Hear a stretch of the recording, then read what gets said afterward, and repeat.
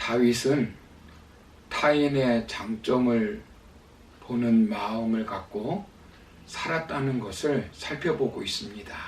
다윗은 사울의 단점에 집중하는 것이 아니라 사울의 장점에 집중했습니다.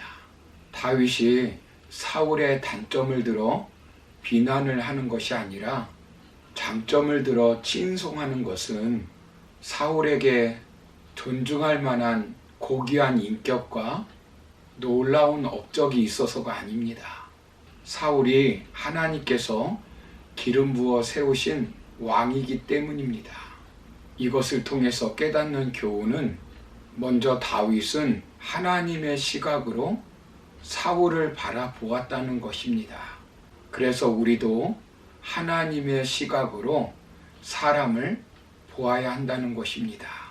이것이 어제 우리가 나눈 말씀의 내용입니다. 오늘 두 번째로 살펴볼 것은 다윗이 왜 장점을 보는 마음을 가졌겠습니까? 단점을 드러내면 하나님의 영광을 가리기 때문입니다. 다윗은 자신의 유익보다 하나님의 영광을 먼저 생각했기 때문에 사울과 요나단의 죽음 앞에서 그들의 단점을 들어 비난하는 것이 아니라 그들의 장점을 들어 칭송하는 것입니다. 다윗은 사울이 죽었을 때 무엇이라고 말하고 있습니까? 본문 20절을 보시면 이 일을 가드에도 알리지 말며 아스글론 거리에도 전파하지 말지어다. 블레셋 사람들의 딸들이 즐거워할까? 할례받지 못한 자의 딸들이 개가를 부를까? 염려로다 라고 말씀합니다. 사울과 요나단의 죽음을 블레셋의 성읍인 가드나 아스글론 거리에 전파하지 말라는 것입니다. 왜 그렇습니까?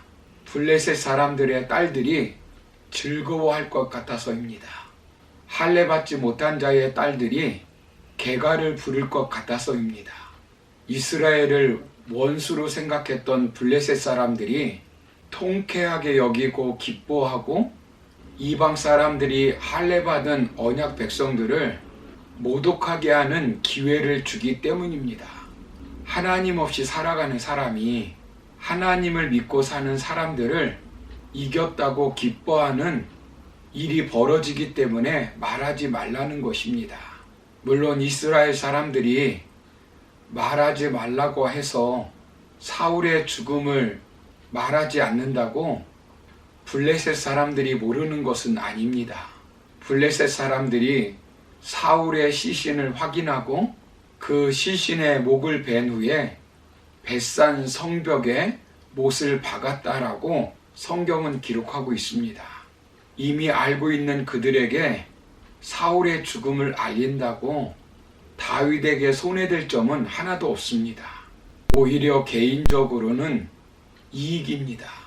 이스라엘 내에서 오히려 자신의 위상이 높아졌음을 블레셋 사람들에게 알리는 효과를 거둘 수 있습니다.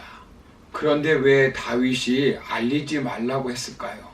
사울의 죽음이 자기 개인에게는 유익이 될지는 모르지만 하나님의 영광을 가리는 것이 되기 때문입니다. 하나님 자녀의 명예손상은 곧 하나님의 명예손상과 아주 밀접한 관계가 있습니다. 하나님의 명예가 모독당하기 때문입니다. 기름 부음 받은 자의 죽음이 곧 하나님의 패배로 연결될 수 있기 때문입니다. 곧 하나님의 패배로 여겨질 수 있기 때문입니다.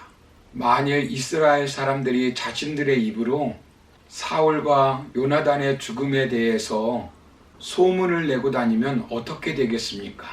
그들을 도우신다는 여호와 하나님도 자기들이 믿고 따르는 우상에 비교하여 별것 아니라는 생각을 가질 수 있습니다.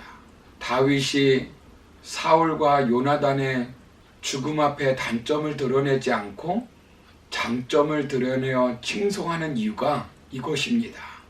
진정한 성도는 매사 자신의 유익보다는 하나님의 영광을 먼저 생각하고 믿는 사람들의 단점보다는 장점에 관심을 가져야 합니다.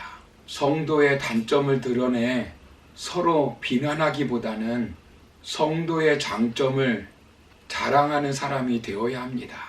상대의 단점을 집요하게 물고 늘어져 험담하면 누가 좋아하겠습니까?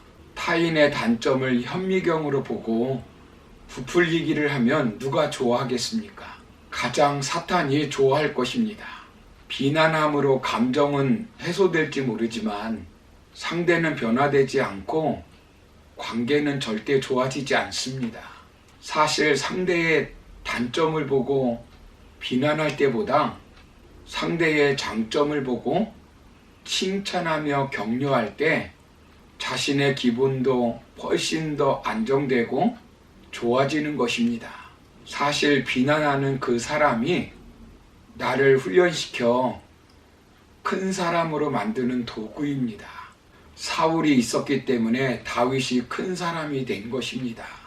분인나가 있었기 때문에 한나가 사무엘을 낳고 기도의 어머니가 된 것입니다. 요셉은 인신매매하는 형들이 있었기 때문에 자신의 유혹을 거절했다고 감옥에 넣은 여인이 있었기 때문에 애굽의 국무총리가 된 것입니다. 고난은 영적 그릇을 넓혀줍니다. 고난이 하나님의 마음을 갖게 만들어줍니다. 상처가 병이 되는 것이 아니라 상처가 오히려 약이 되어 하나님께 쓰임받는 사람이 되게 만들어줍니다. 모세가 율법을 받으러 시내산에 올라갔을 때 백성들이 모세가 내려오지 않자 금송아지를 만들었습니다. 이때 하나님은 온 이스라엘을 멸하고 새로운 민족으로 자신의 백성으로 삼겠다라고 말씀하셨습니다. 그러나 모세는 하나님께 백성들의 죄를 용서해달라고 간청합니다.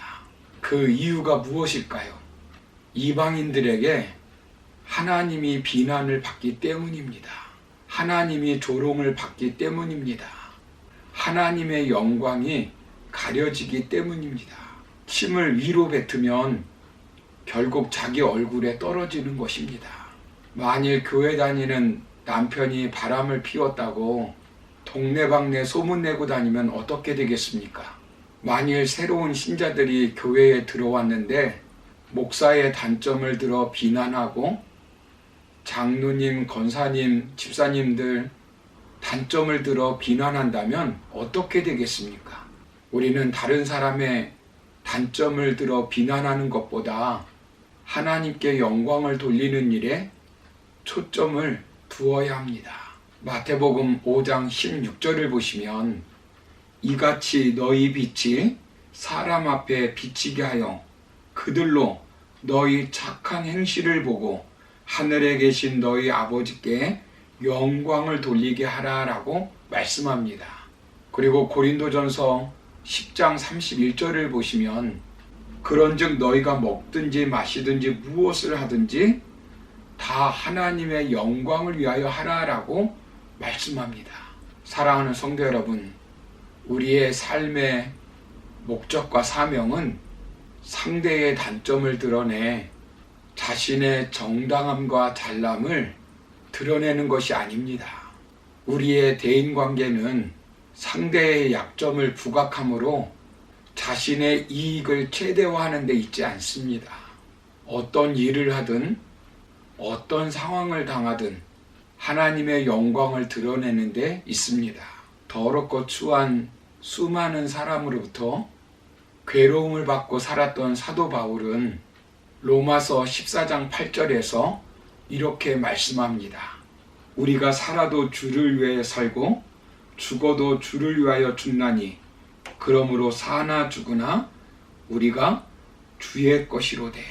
수많은 사람으로부터 모욕과 정죄를 당하고 결국에는 거꾸로 매달려 십자가형을 당하였던 베드로는 베드로전서 4장 11절에서 이렇게 말씀합니다.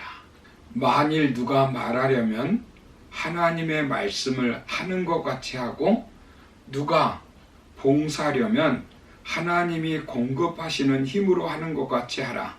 이는 범사에 예수 그리스도로 말미암아 하나님이 영광을 받으시게 하려 함이니 그에게 영광과 권능이 세세에 무궁하도록 있느니라. 아멘. 그러므로 다른 사람의 단점을 드러내어 하나님의 영광을 가리지 말고 장점을 드러내어 하나님의 영광을 나타내는 저와 여러분의 삶이 되기를 주님의 이름으로 축원합니다. 감사합니다.